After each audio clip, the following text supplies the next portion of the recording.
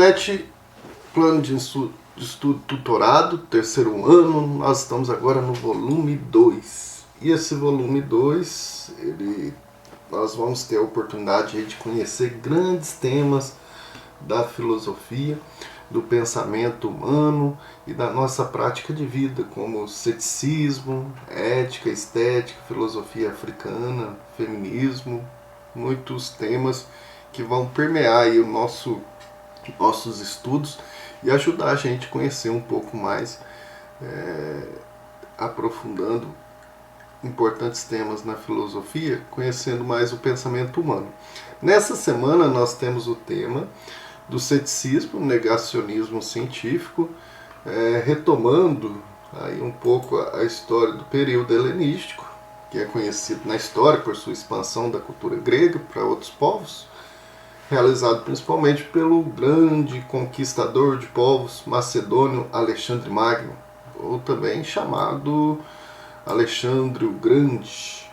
Por seus feitos, os valores gregos se espalham pelo mundo. Até nós percebemos nos escritos bíblicos, em especial no Novo Testamento, tem vários livros aí influenciados pela cultura grega, até nos evangelhos.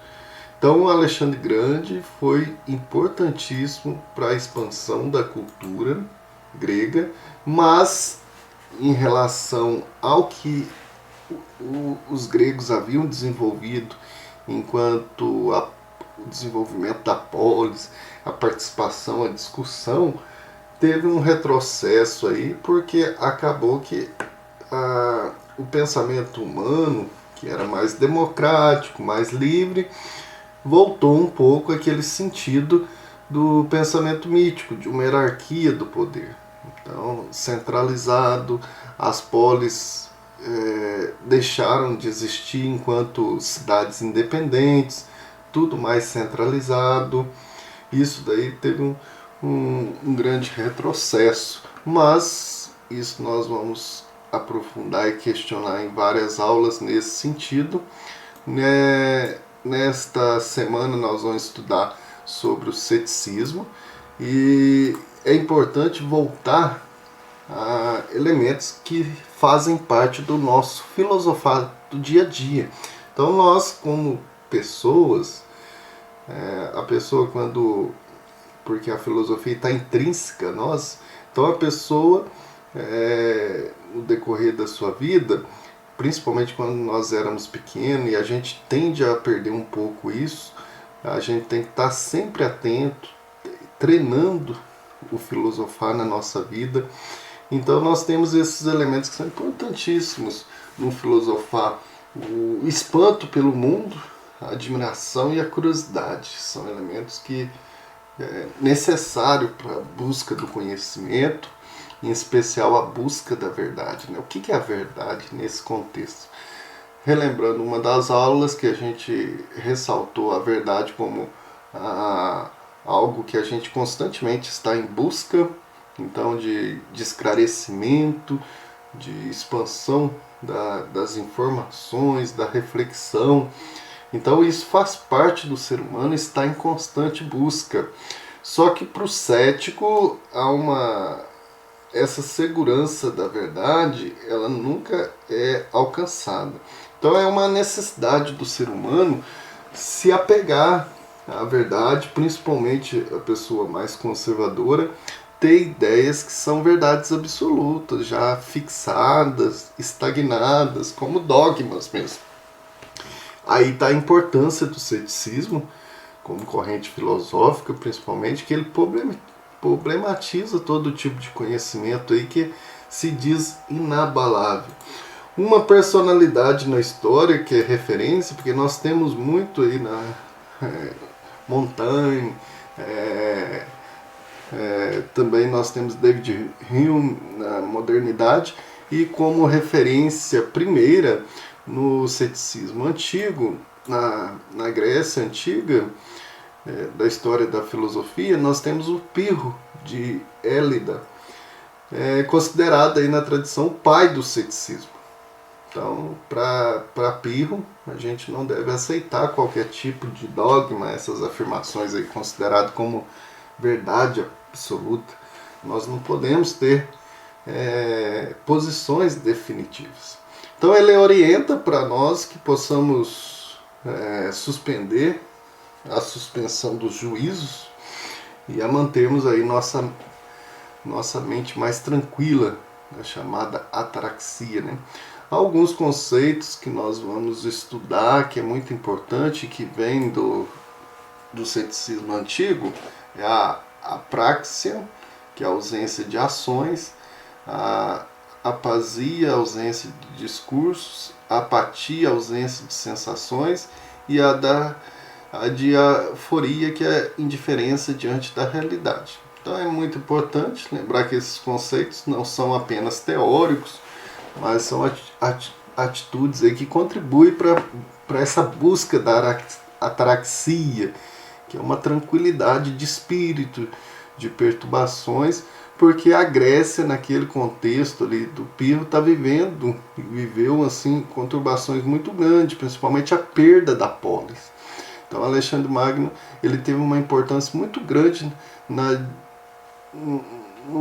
no expandir mesmo a cultura grega, os valores, mas trouxe também na questão política e de organização da sociedade aquela velha ideia de uma organização aristocrática, né? De alguns que então começa a perder o sentimento democrático, aquilo que foi construído de participação do povo mesmo. E só alguns que vão aí realmente conduzir aquilo que seria a governança dentro da Grécia. Isso foi um abalo muito grande para os gregos, e essa importância de alguns grupos querer chegar à verdade, até as ideias, que é aquilo que a filosofia sempre questiona, e que Pirro vai trazer pelo ceticismo a indiferença, o questionamento de tudo isso. Então nós vamos estar estudando, aprofundando em outras aulas, para entender bem essa ideia mesmo do que é a filosofia. Todo esse estudo de correntes filosóficas é para entendermos o papel, a importância da filosofia e principalmente a importância de interpretar a realidade, dela estar sempre aberta para o conhecimento, para a busca da verdade. Aqui eu lembro também, faço menção a um filósofo aí, nosso contemporâneo, né, o Friedrich Nietzsche, que diz, que relembra aí essas ideias do ceticismo, que vai dizer: não há fatos, só interpretações, tudo evolui, não há realidades eternas, tal como não há verdades absolutas. E a mais famosa dele: as convicções são inimigas mais perigosas da verdade do que as mentiras. Então a pessoa, quando ela tem uma convicção de que encontrou a verdade, é isso, como um dogma, isso daí é um perigo até mesmo para o pensamento humano.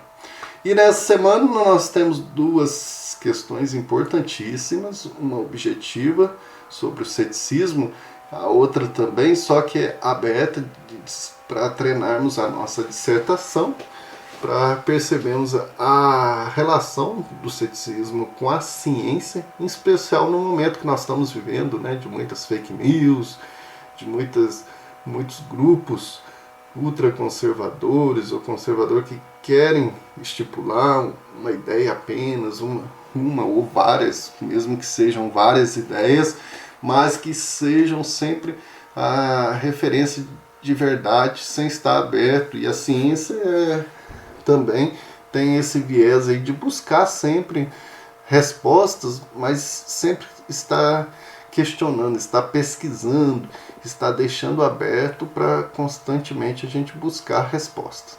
Uma das respostas que nós necessitamos, claro, é a vacina, mas a gente sabe que mesmo a vacina ela chegando num ponto, ela depois constantemente as pesquisas continuam para que ela vá evoluindo cada vez mais. Então a evolução faz parte do ser humano. E isso é que essa semana nos ensina, a partir da filosofia, e especial aí, especificamente a corrente filosófica do ceticismo, a não chegarmos sempre em verdades absolutas e ficarmos estagnados. O ser humano é um constante filósofo da vida, da busca do conhecimento, e essa busca é aberta, é um caminhar constante, né? Então, boas leituras, bons estudos e até a nossa próxima aula.